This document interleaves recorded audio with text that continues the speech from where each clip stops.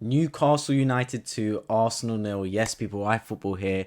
And Arsenal have thrown away Champions League football next season. Simple as we've bottled it. As always, if you guys enjoy football reactions, this is my penultimate one of the season. Next time, of course, will be Arsenal versus Everton, which seems like a meaningless game now after Arsenal capitulated away to Newcastle. But do me a favour, subscribe.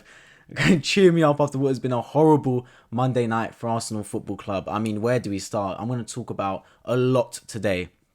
I'm going to talk about this game, top four, where it all went wrong. I'm also going to do a summary of the whole season when it finishes here on iFootball. A good debate for a good 20-25 minutes on what has gone wrong this season for Arsenal Football Club. Because I'm not going to lie, when I thought about making this video about 2 weeks ago on the summary of the season, I was thinking, you know what? It actually might be a good one for the first time in a few years. But after the end of this season, we are seeing in front of our very eyes, it's hard to think of anything positive that has happened in this football club, which is a shame because a lot of positive things have happened.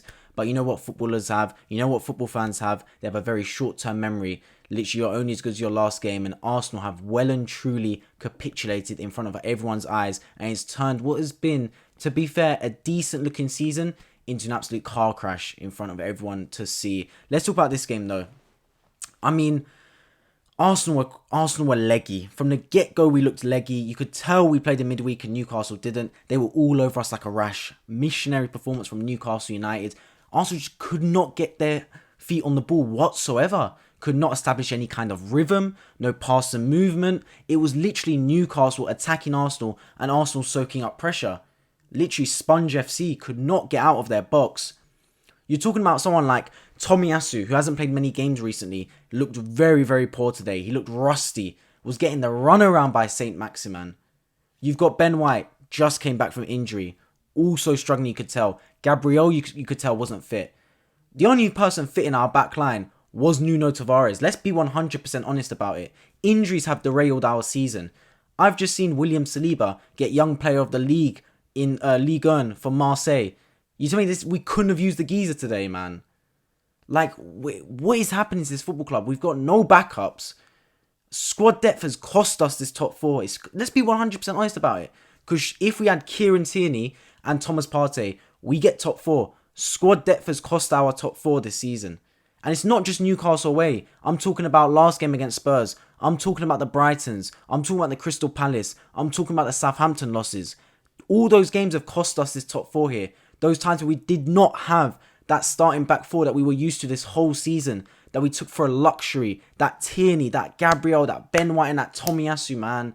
That back four with Ramsdale behind them. The secure back four, the one that literally taken us through the whole season. It all just falls apart, and then our season falls apart. I mean, they got absolutely ran ragged in that first half. But you know what? The defence was one thing. We lost the midfield battle today. We well and truly lost the midfield battle. El Neni and Xhaka could not compete with Bruno Guimaraes, Sean Longstaff and Joe Ellington. Joe Ellington, a striker, dominated our midfield. Like, come on, make it make sense, man. We need... Like, El Neni and Xhaka, I gave them their praise and well and true they deserved it. But it comes to games like this when your season's on the line. Perform like you mean it, man. Don't just capitulate in front of everyone's eyes. And that's what they did. I know you're leggy. I know you're tired. But you're paid big money. You train every day. You're meant to be fit. You can perform on a Thursday and Monday. It's not even like we played on a Sunday like Spurs did. We had a whole extra day and a half rest to play on a Monday night at 8 p.m.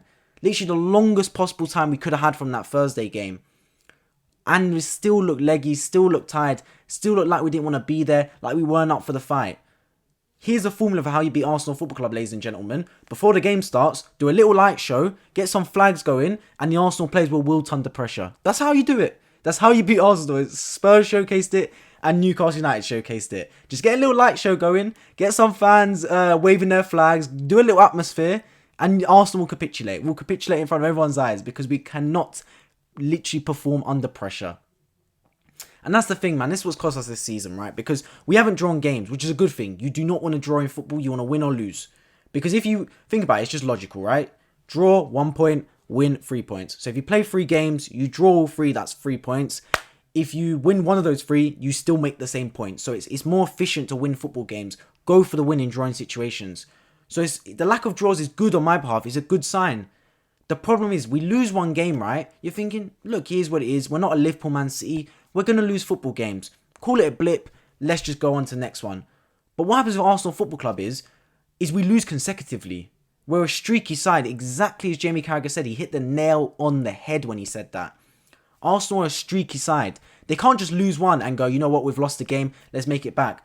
We have to lose 1, 2 or 3 in a row. It literally has to be consecutive losses. It's like a Netflix series. We have to lose multiple games. We can't just call it a one-off film. It has to be a series. Like, that's just what's cost us now. Because I can see us losing against Everton as well. Just like we did at the start of the season where we lost 3 in a row. Just like we did midway season when we lost to Everton and Man United back-to-back. Just like we did a few weeks ago when we lost to Brighton, Southampton and Crystal Palace back-to-back. I can see the same thing happening now. Where we've lost to Spurs, we lose to Newcastle, and we could even lose to Everton next week. It's losses in a row that have cost us this season. It's not the one-off loss to Liverpool. It's not the one-off loss to Man City that's cost us. It's the losses in a row, the ones where you accumulate lack of points in multiple weeks. That is what's cost us this season, and that's happened on multiple occasions for this football club, and it's a lack of experience. I'm looking at Man City, right? Man City, unbelievable football team. We can't compete on them player for player, man for man, manager for manager. We cannot compete with Man City. But that team has bounce back ability. Man City lose a game, the next team gets absolutely rushed. They get absolutely murked in the next game. You saw it. They lost to Madrid and they came out firing in the next game. They always do it, man. Man City have bounce back ability. They rarely ever lose back-to-back games. I rarely see it. Arsenal, they lose one. The next game is a write-off. It's an absolute write-off. Just call it a day. But yeah, that's enough waffling about the rest of the season. Let's get into this actual game. Because, yeah, lack of fight, lack of mentality. And going into the half, 0-0 was a blessing for Arsenal Football Club. Because we were getting absolute the runaround. Had no fight, no passion. It was like Newcastle were going for top 4. And we were the team on the beach. We come out in the second half. Arteta needed the Martin Luther King-esque halftime team talk. That's what he needed, to be honest.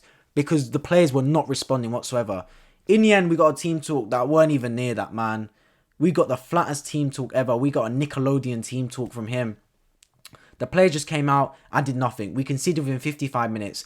And it all stemmed from a foul throw, man. How many times do I say, as a professional footballer, you should never ever commit a foul throw. Ever. As a professional footballer, it is in your pay grade to throw the ball correctly. It's what you do as a job. You don't see a postman fail to put the postage through the letterbox. You don't see a milkman fail to deliver milk to the front of the door. You don't see a cashier failing to scan your items. So why is a left back, it's not even like a striker or something, why is a left back committing a foul throw? Please make it make sense to me. There's no reason it should happen. It's your bread and butter as a fullback. Hands behind the head and throw. What you doing all this for? Like throwing it over like this, like you're trying to bowl like it's cricket. Like, come on, Nuno, man. We know you're not an amazing footballer, but foul throws are bread and butter, man. Like, get it done. We then concede off that. It's Callum Wilson, who hasn't been in the Newcastle side for, I want to say, 4 months. Runs on the end of it. It's whipped in, pressured Ben White, and Ben White ends up scoring an own goal past a shaky Ramsdale, who basically let it through his legs. And at that point, I'm thinking, oh, boys, man. Literally, you held on the whole first half. Tottenham are sitting there like thinking, come on, Newcastle, come on, Newcastle, come on, Newcastle. We literally didn't concede. Let's go out and let's make something happen. But we just didn't. We conceded. And then Arteta threw everything at it. Like, I can't blame the geezer for what he did in terms of the fact that he threw on Lacazette. He threw on Pepe. He threw on Martinelli. He took off centre-back. He took off right-back. He did everything he could, basically. Everything he could in terms of throwing attacking players on the pitch. Yet Newcastle looked the more attacking side, even though we had all those players. And I'll tell you why. Because there's certain players that were hiding today. First of all, Martin Odegaard, I've said it multiple times on this channel. Away from home, the geezer is a passenger. At the Emirates, unbelievable footballer. Dominates the game, as we saw against Leeds.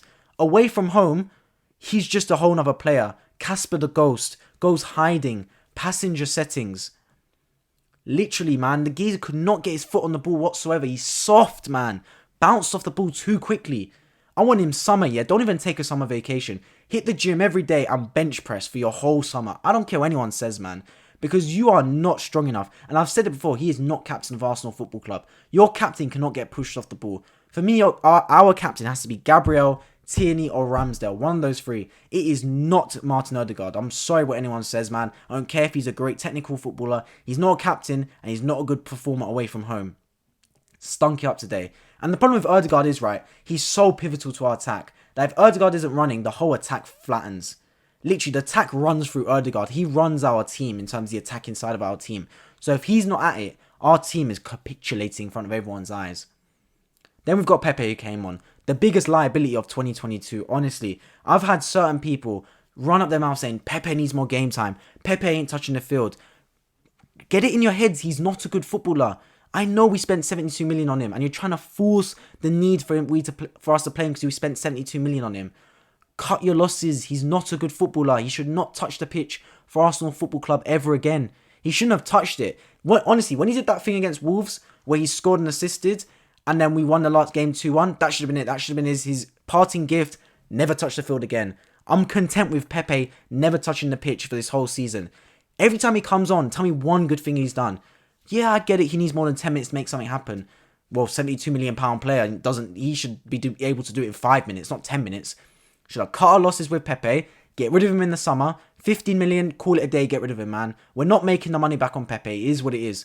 We got to get rid of him. One way or another, he's not good enough. Lacazette's going at the end of the season. Good riddance. The geezer's got no legs whatsoever. I'm happy for what he's done for this club over the years, and I thank him for that. But when push comes to shove, he has not done enough for this football club, especially this season. He's gone missing towards the end of the season, and Nketiah's taken his place. And fair play to Nketiah because he was one of the only players that actually ran today. One of the only players that looked like he was able to do something for this football club. Oh, I mean, Saka was just here and there and not doing much really. Smith Rowe, like Odegaard, was a passenger. The midfield two of Xhaka and El Neni could not get their feet on the ball whatsoever. Our backline looked injured, full stop. Like, they looked injured. They looked like every time I was touching the ball, something dodgy was going to happen. They had no legs. Literally, Newcastle's game plan should have been just to lump the ball over the top and run. And they did that, to be fair. And they were winning it every time. But the one thing that really annoyed me this game, the one thing, and I don't know if anyone else saw it, because I didn't really see anyone mention it on Twitter. The ball is going into our half. And I'm talking 4 or 5 occasions, so it's not like it's a one-off thing. A Newcastle player was allowed to chest the ball and bring it down in our half. In our half, a Newcastle player controlled the ball on their chest, brought it down without a challenge. That should never ever happen. No way should you allow a player to have that much time on the ball from a goal kick, long kick, whatever, in your own half. Someone needs to be on him, smashing into him as soon as he touches the ball. Before he even touches the ball instantly, a player needs to be on him. You cannot let a player control the ball on their chest and bring it down in your half. It's inexcusable for any football club, let alone a club mounting a challenge for the top 4. Inexcusable by all accounts. Let's get into the player ratings now. In goal, Aaron Ramsdale. I'm going to give him a 5 out of 10. You know what? He made a couple of key saves, but I'm not interested in that because the game was won or lost on those first 2 goals. The Ben White one, it's gone for his legs. He could have done better there. His kicking was horrendous today, by all accounts. The Bruno Guimaraes one, maybe, I mean, he could have done better on the initial one when it went through the attack. But yeah, overall stinker. Tomiyasu, look, I'll give him a 5. He got run ragged by Alan St. Maximin. Came off injured. He can't seem to stay fit. We need to buy him a 5 off the black market. Because his one obviously ended up to scratch. Yeah, he got taken off instantly. Ben White, stinker, conceded an own goal. I'll give him a 3 out of 10. Gabriel, I'll give slightly better a 4 out of 10. Looked a bit more energetic and a bit more up for the fight.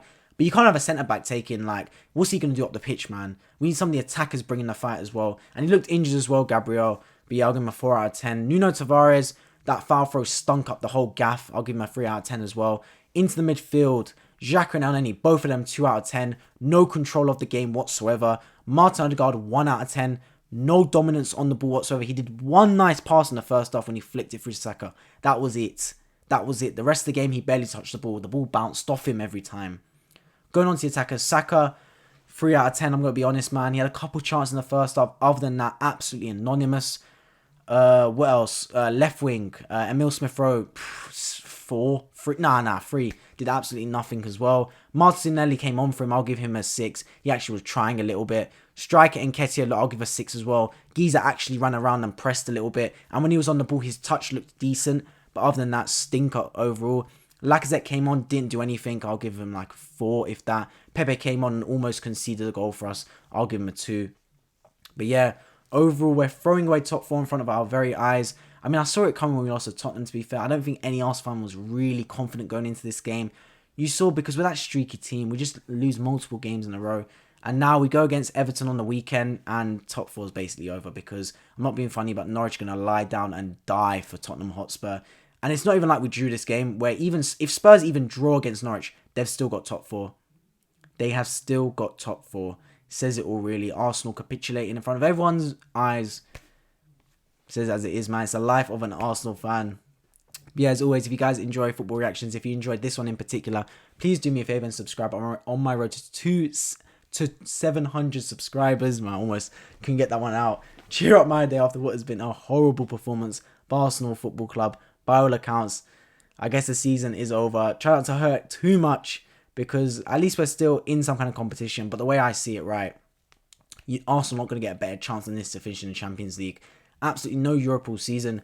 Out the FA Cup from the third round. We literally had all our efforts into the Premier League. You're not going to get an easier chance than this to make the Champions League. And well and truly bottled it in front of everyone's eyes. In the coming weeks, I'm going to do a roundup of the whole Arsenal season, so stay tuned for that. But next week will be the review of Arsenal vs Everton. I've been White Football, and I'll catch you guys in the next video.